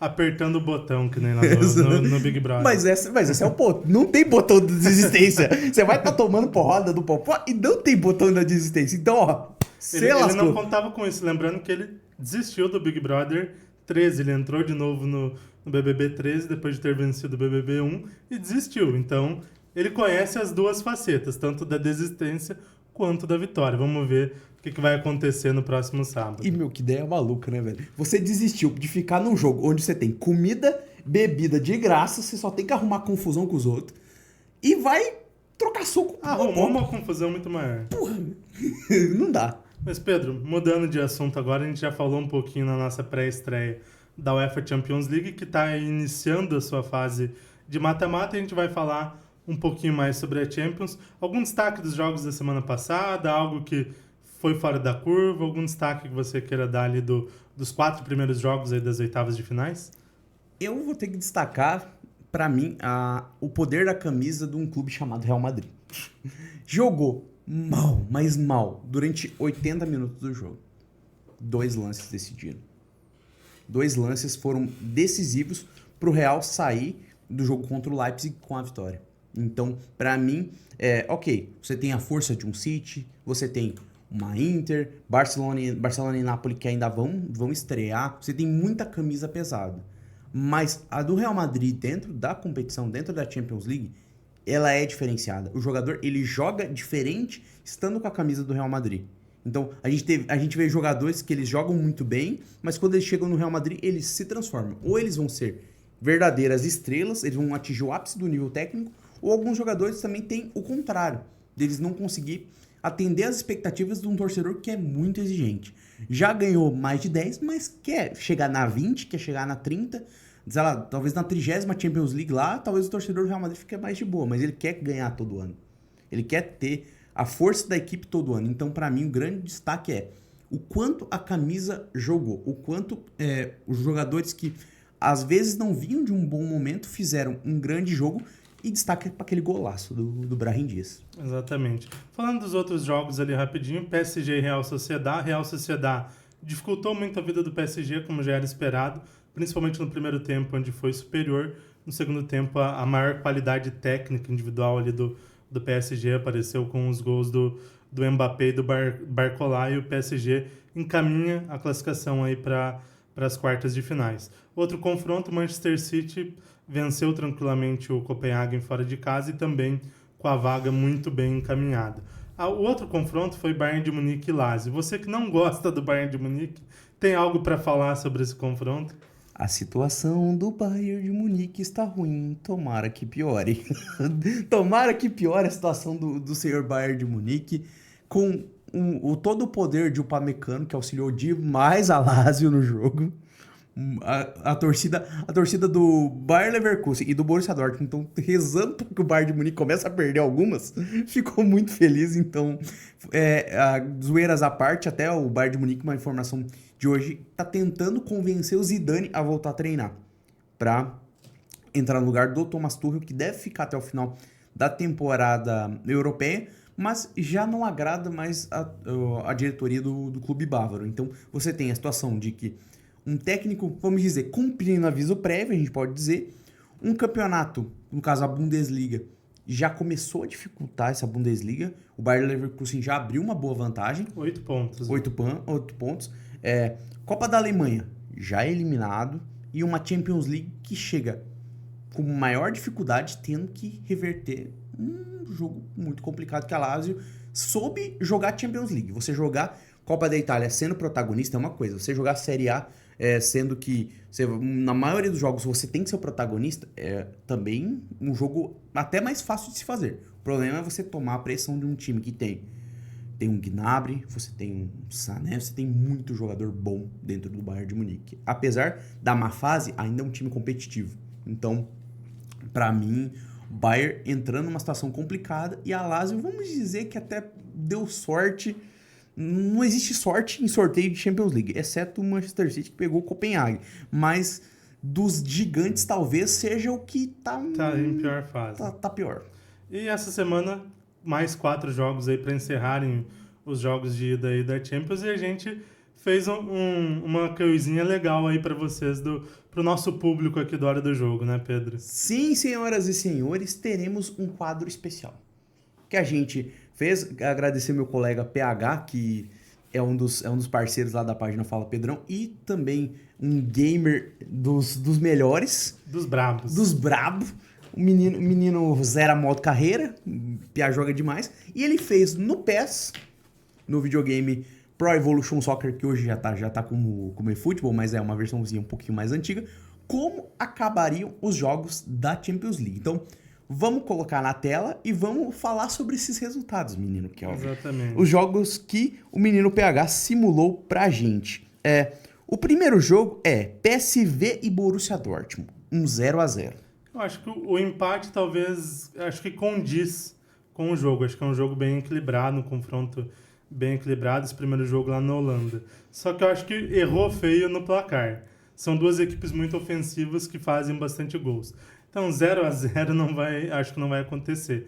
Mas pode ser um empate ali com mais gols, um 2-2, um 3-3, algo assim, uma vitória de algum dos times com vários gols. Acho que foi certo na linha do equilíbrio, mas faltaram os gols que provavelmente vão acontecer com frequência nesse jogo. O Borussia Dortmund não consegue... A defesa do Borussia Dortmund não consegue nem segurar peido. Vai segurar o ataque do PSV. É do mínimo 2-2, 3-3 esse jogo. Então, eu vou na mesma linha de que a tendência é de empate, mas com um placar um pouquinho mais elástico. Vamos para o próximo jogo. Internazionale e Atlético de Madrid. 2-0. Acho que é um placar possível. Acredito que a Inter seja um pouco favorita, ali, levemente favorita no confronto, mas eu espero um confronto de 1 gol de diferença. Acho que a Inter é favorita para o jogo, deve vencer até por jogar em casa, mas vence por 1 gol. Só essa pequena diferença no meu palpite. Eu vou na mesma linha. Inter por 1 gol, para mim a Inter é favorita frente ao Atlético de Madrid. Outro jogo, Porto e Arsenal. Esse confronto foi diferente da nossa pré-estreia. Na nossa pré-estreia a gente falou Arsenal favorito, frente ao Porto. E na simulação do videogame, 1-0 para o Porto contra o Arsenal, comando do Porto. Nesse caso eu acho que é um placar possível, até porque o Porto é uma equipe muito competitiva, defensivamente é uma equipe muito forte, que cresce em confrontos de mata-mata de Champions, já chegou aí recentemente a eliminar na época a Juventus do Cristiano Ronaldo, já dificultou a vida de várias outras equipes muito mais fortes, com muito mais dinheiro, muito mais jogadores, mas acho que o Arsenal é favorito. Acho que esse placar de 1-0 é possível, mas eu acredito que o Arsenal possa inclusive vencer o jogo lá de Portugal. A gente vê mais um resultado porque a gente está divergindo um pouco. Agora temos Napoli e Barcelona. E o resultado, 1-0, vitória italiana, que é o Vitor. Nesse caso, eu acho, até pelo jogo ser em Nápoles, também vou na linha de uma vantagem para o Napoli, talvez de 1 gol. Mas acho que, igual a gente falou ali do PSV e Borussia Dortmund, são duas equipes que fazem muitos gols e duas equipes que sofrem muitos gols, que não estão tão bem na temporada. Então acho que pode ser uma vitória do Napoli por 1 gol, mas um jogo ali com mais gols, um 2-1, um 3-2, algo assim, até pela fragilidade defensiva das duas equipes na temporada. Eu também vou na linha de um jogo mais movimentado, mas também não descarta a possibilidade do 1 gol de diferença. Por quê? Ao mesmo tempo que a defesa tanto da Napoli quanto do Barcelona vem sendo defesas muito fracas, o ataque das duas equipes em alguns momentos tem falhado. em alguns momentos não tem sido tão efetivo. Então, se for ali, igual você falou, um 2x1, um 1x0, também não descartaria. Dos confrontos aqui, o único que eu discordo mais da linha que o videogame puxou é mais esse Porto e Arsenal, que pra mim, Arsenal vence. Mas vamos com 2 assuntos rapidinho antes de entrar no momento Toledo ali, que é um dos momentos também mais importantes do programa. Copa do Brasil começa nessa semana, começa nessa terça-feira. Algum destaque para esse início? O primeiro destaque é a competição que todo mundo joga começou. A grande competição é a Copa do Brasil, aqueles confrontos principalmente mais movimentados. E o meu destaque, geralmente a gente faz um destaque aqui mais técnico, vamos fazer o destaque mais curioso. Como é que tá essa treta entre Cianorte, Corinthians e o estádio Willie Davis? Kelvin, você pagaria 380 pilas para assistir o seu time? Para assistir o meu time, possivelmente sim. Acho que para quem é torcedor vale a pena, ainda mais se você está longe, você igual os torcedores do Corinthians aqui de Maringá não estão acostumados a assistir um jogo do Corinthians ao vivo. Então você pagar uma vez R$380 para ir assistir o jogo do seu time é plausível, é possível. Eu já fui a Porto Alegre para assistir o jogo do Grêmio com um ticket alto nas 2 vezes que eu fui, mas eu paguei porque são momentos raros. Em 27 anos de vida fui 2 vezes a Porto Alegre, uma para assistir um Grenal no Beira-Rio e em outra para assistir um jogo contra o Corinthians na Arena do Grêmio. Então, nesse sentido, acho que por ser algo raro, pagaria. Mas aí depende muito de cada torcedor, como que está a questão financeira de cada um, mas entendo que sim, é um valor muito salgado. Eu falei que os preços que eu pratiquei para acompanhar os 2 jogos do Grêmio lá em Porto Alegre eram altos, mas eram muito menores do que esse. Então, acho que, apesar de valer a pena, de certo sentido, para torcedores que não costumam acompanhar o seu clube, mesmo assim, é um valor muito salgado. E analisando até essa brincadeira aqui foi porque nessa quinta-feira acontece Corinthians na verdade, Cianorte e Corinthians, e também temos Águia de Marabá e Curitiba. Outros gigantes que estreiam nesse comecinho de semana, nós temos também Bahia estreando e também tem o Cruzeiro estreando, ambos na quarta-feira. A gente tem uma Copa do Brasil ainda sem as principais equipes. A maioria das equipes das que são competitivas e que brigam por título, sempre entram na terceira fase. Então a gente tem ali mais a galera que fez um brasileiro assim acidentado, mais complicado. Mais desacreditadas. E, como é tradicional da Copa do Brasil, já podemos aguardar surpresas. Olhando esse Águia de Marabá e Curitiba, Cianorte e Corinthians, você vê alguma possibilidade de surpresa, menino Kelvin? Acho pouco provável. Talvez ali o Coritiba ainda não é uma equipe tão consistente, ali com tanto poderio, como a gente já citou ali falando do Atletiba e do Paranaense, mas acredito que passe pelo Águia. O Corinthians também, mesmo não estando tão bem ainda, acredito que possa vencer o Cianorte, ainda mais num jogo onde vai ter a maior parte da torcida mesmo atuando como visitante. Não vejo assim muitas possibilidades para a zebra nesses confrontos. Uma curiosidade, você citou o Cruzeiro que encara o Souza da Paraíba nessa semana na primeira fase. A gente pode ter o Cruzeiro na segunda fase, caso avance pelo Souza, encarando uma equipe vizinha aqui da nossa cidade de Toledo, que é o Cascavel. O Cascavel encara o Petrolina de Pernambuco fora de casa na primeira fase. Se avançar e o Cruzeiro avançando, teríamos Cruzeiro e Cascavel lá no Mineirão, então seria um jogo interessante. Assim, os destaques que a gente tem para esse início de Copa do Brasil, a competição mais democrática do futebol brasileiro. Pedro, rapidinho também para falar de uma competição que começa nesse meio de semana, na quinta-feira, começando a Recopa Sul-Americana. A gente tem opiniões divergentes para esse modelo de competição. Eu adoro as Recopas e Supercopas e você odeia. Você acha algo que não deveria existir. Eu já vejo traços de brilhantismo nesse tipo de competição. Mas falando ali da Recopa, o que dá para esperar do confronto entre o Fluminense, campeão da Libertadores, contra a LDU do Equador, campeã da Sul-Americana? As opiniões polêmicas sobre se a gente gosta ou não gosta, isso vale um outro programa. A gente vai fazendo esse programa, esse debate de gostar ou não gostar de Recopas. eu acho que é às vezes perda de tempo esportivo. Mas, falando dessa específica entre Fluminense e LDU, pelo menos a tendência é que teremos um jogo muito bom. De um lado, a LDU que fez uma ótima Copa Sul-Americana, foi campeão e é uma equipe bem competitiva, versus o Fluminense que tá se ajeitando ali na temporada, mas vem de um título de Libertadores que é muito importante. Então, para mim, são duas equipes longe do seu auge, mas o Fluminense é bem mais time e chega bem favorito para essa Recopa. Falando rapidamente aí da Recopa, o Fluminense ainda não engrenou com o time titular na temporada. Os jogos ali com o time titular não foram tão bons, a gente não sabe exatamente qual vai ser esse Fluminense para esse confronto, talvez isso equilibre um pouco mais a disputa, mas o Fluminense é amplo favorito, até porque ele ganhou a principal competição, ganhou jogando muito bem, com vários jogadores se destacando. Eu acho que o grande perigo para esse confronto é o primeiro jogo, por Quito ter uma altitude ali de mais de 2.600, 2.800 metros. É uma altitude complicada, até porque a equipe da LDU também tem certa qualidade. Então, voltando vivo de Quito, acho que o Fluminense tem tudo para ganhar esse confronto. Outro ponto que pode dificultar é a questão da freguesia.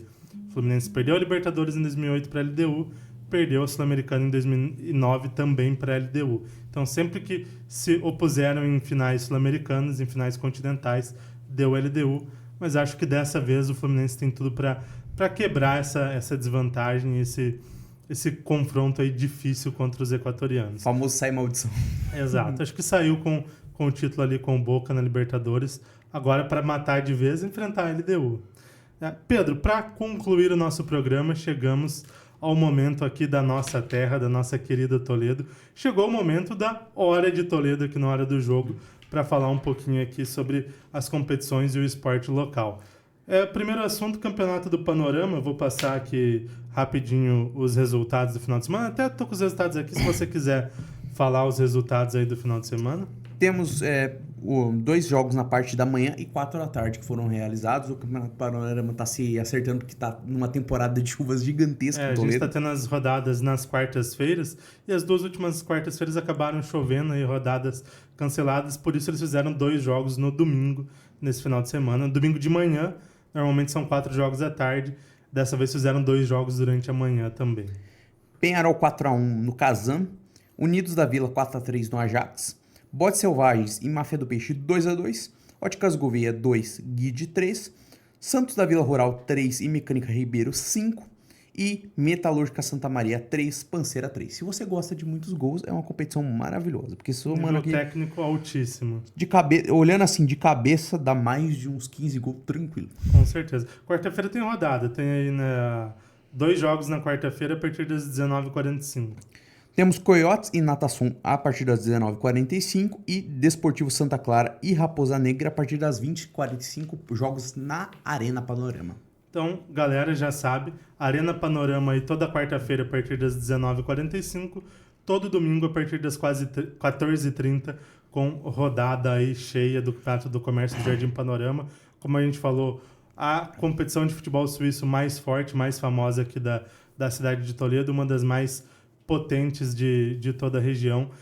Lá tem bebida, tem a sua cervejinha, tem seu refrigerante, tem pastel, tem tudo de bom e do melhor ali para você acompanhar essa competição, e um nível técnico altíssimo, muitos gols, muitas disputas, partidas disputadíssimas. Então, quem quiser acompanhar o melhor do futebol suíço de Toledo e região, já sabe, Arena Panorama lá no Jardim Panorama, ali na região próxima ali ao Centro Esportivo Lauri José Simon, toda quarta-feira a partir das 19h45, todo domingo a partir das 14h30, uma rodada incrível para você. Pedro, para concluir o nosso programa, falando aqui de uma novidade na cidade de Toledo, o Esporte Clube Toledo já desde o ano passado ali anunciou a volta, sendo uma segunda equipe da cidade, começou ali devagarinho com os projetos de categoria de base. Esse ano já anunciou a primeira competição, que é o Campeonato Paranaense Sub-17, e na última semana uma novidade, vai incorporar o Cascavel Clube Recreativo, é isso? Isso, senhores. Agora eu vou entregar a idade e falar que, como diria no Dragon Ball, é uma fusão. Na verdade, o Esporte Clube Toledo, o que a gente convenceu a chamar de ECT, é um clube que o projeto está retornando, sendo liderado pelo Agenor Pitinin, que foi o técnico do título da Copa Barcimo, da Taça Barcimo Sicupira pela equipe do TEC naquele confronto pelo Campeonato Paranaense. A gente vê uma equipe se formando, uma equipe com um projeto bem estruturado, já tem essa participação de competição de base e agora vai absorver o Cascavel CR, o Clube Recreativo, que é a segunda equipe de Cascavel. Como é que funciona esse processo? É um processo de absorver o CNPJ. Por quê? Você formar uma equipe desde o começo, você tem algumas dificuldades, principalmente financeiras, de montar tudo, de estruturar. É um pagamento que tem que ser feito à Federação Paranaense. Uma taxa de licenciamento considerável. Então, se absorveu a equipe, o Cascavel CR vai disputar essa última competição como ainda Cascavel Clube Recreativo e vai passar para o controle do pessoal daqui de Toledo e já sendo como uma equipe de Toledo, já para as próximas competições, vamos dizer, está sendo feito esse retorno porque foi mais um pedido da Federação Paranaense para que as equipes que estavam inativas retornar para disputar tanto as competições de base como a terceira divisão paranaense, tanto que a expectativa é que a terceira divisão paranaense desse ano seja um recorde de equipes participantes. Então, a gente tem esse desenho e agora Toledo passa a contar com 2 equipes. 2 projetos bem distintos. De um lado a gente tem o TEC, que é um projeto que está tendo muito sucesso com o futebol feminino, mas dentro do futebol masculino não necessariamente está tendo um desempenho tão grande. E o ECT que chega com um projeto novo e com esse CNPJ do Cascavel CR agora podendo ter um futebol a nível profissional. Talvez esse seja o verdadeiro, já temos o clássico da soja, talvez eu já vou apelidar de clássico do porco, que vai ser ECT contra a TEC. Tem vários nomes, em algum momento a gente vai ter alguma enquete, vai ter alguma coisa aí da população, dos amantes do futebol, para decidir qual vai ser o nome desse clássico aqui em Toledo. Lá em Cascavel, na época que o Cascavel CR estava ativo lá em Cascavel, que teve o clássico contra o FCC, apelidaram de clássico do veneno. Aqui pode ser, sei lá, clássico do torresmo, do bacon, algo assim, do porco no rolete. Então, vão ter opções que envolvam o porco aí para dar o nome a esse clássico, mas falando um pouco mais sério, é legal ver esse projeto se estruturando. A gente até teve o podcast lá, o Tô no Pod, com a Genor, que ele passou muito sobre esse projeto, de um olhar mais cuidadoso para as categorias de base, principalmente nesse início. A gente já teve ali uma peneira ali com representantes do São Paulo, que reuniu vários jovens de Toledo e de toda a região. É uma equipe que vai se estruturando a partir das categorias de base, agora a partir desse ano já iniciando ali no Sub-17, aos poucos deve ir disputando competições estaduais em outras categorias e quem sabe em breve também já entrando aí na disputa da terceira divisão no Campeonato Paranaense. Importante para o futebol de Toledo ter um projeto sério e se estruturando aí, porque a gente que ama o futebol também quer ver o futebol bem estruturado na nossa cidade aqui, perto da gente, e Toledo, pela cidade que merece isso, e espero que o projeto do ECT dê muito certo, assim como o TEC volte e cresça novamente ali no futebol masculino, também tenha resultados tão bons quanto o futebol feminino vem tendo. Pedro, chegamos ao fim da nossa estreia. A gente teve a pré-estreia na semana passada. Hoje a gente aí falando quase 2 horas. Enjoamos um pouco de falar, mas chegamos ao fim dessa estreia oficial. Muito assunto, muito tema, a gente falou de muita coisa, então aproveitem, acompanhem tudo. A gente vai ter o programa disponível no YouTube, Facebook. Logo mais, nas próximas semanas, a gente vai divulgar algumas novidades no Instagram também. A gente está montando o Instagram ainda da Hora do Jogo. Então, chegamos ao fim da nossa estreia oficial, né, Pedro? Exatamente. O programa, geralmente, a gente faz para 1 hora. Hoje a gente se estendeu bastante para falar, a nossa estreia. A gente teve a nossa pré-estreia na semana passada, agora é a estreia definitiva, para vocês se acostumarem a ver a nossa carinha toda semana no seu valoroso YouTube. Então, galera, espero que vocês tenham gostado desse nosso programa. Já comentem aí o que vocês gostam. Na última edição, agradecer a todo mundo que deu um feedback de algumas alterações, propondo algumas melhorias do programa. A gente sempre fica feliz porque a gente faz esse programa para vocês. É a gente que se diverte fazendo, mas é um programa para o público. Então, a gente super agradece e semana que vem estaremos de volta. Exatamente, Pedro. Já agradecendo o público que nos acompanhou ali no YouTube ali na primeira edição. Ainda são números não tão altos, mas a gente esperava isso para esse início, mas não tão altos, mas muito acima do que a gente esperava. Sem dúvida. Então a gente agradece a todo mundo que acompanhou, que deu uma força para aquela pré-estreia, que, igual você falou, deu dicas para a gente estar melhorando, para a gente estar evoluindo o programa. É o segundo episódio ainda, a estreia oficial, e aos poucos a gente vai implementando, vai melhorando o programa, trazendo coisas aí que vocês gostam, que vocês trazem esse feedback pra gente, e nos próximos programas a gente vai trazer novidades, a gente tem pensado em muita coisa aí nos bastidores e vai ter muita coisa legal pra vocês. Galera, encerrou essa nossa estreia, foi um pouco longa, mas a gente tá partindo. Já aproveita, ative o sininho das notificações lá no canal no YouTube, se inscreva no canal, faça todo o trabalho e acompanhe o nosso conteúdo que a gente tá fazendo aí com muito amor e carinho. A gente ama aí o esporte, dá pra perceber isso. Então, nos vemos em breve. Toda segunda, né, Pedro? Ali, 20 horas, 21 horas, a gente tem episódio novo lá no nosso canal no YouTube. Então aproveitem e acompanhem todo esse conteúdo. Galera, nos vemos em breve. Até mais. Até mais, galera.